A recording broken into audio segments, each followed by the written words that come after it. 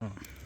তো ভাই আমাদের তো ব্লেড নাই, যখন কিনা কোনো জায়গায় যাইবেন মানে অবস্থা ব্যবস্থা নিব, এই যে আমরা কাঁচামরিচ এবং কি মনে পেঁয়াজ এখানে না এখানে ধরেন, এই যে দেখেন মরিচগুলো আমরা কীভাবে কাটতাছি, মনে হবে যে আপনার চাকু দিয়ে কুচি কুচি কুচি কুচি কুচি কুচি কুচি কুচি করে কাটতাছি, কিন্তু কাঁচামরিচ টমেটো আপনি সবসময় এগুলো বেশি খাওয়ার চেষ্টা করবেন, কারণ এগুলো ভিটামিন সি, ঠিক আছে, এগুলো কিন্তু ভিটামিন সি খুব ভালো একটা জিনিস। দেন গ্রানটা কি মানে মাথা সেই খারাপ, গান। হ্যাঁ।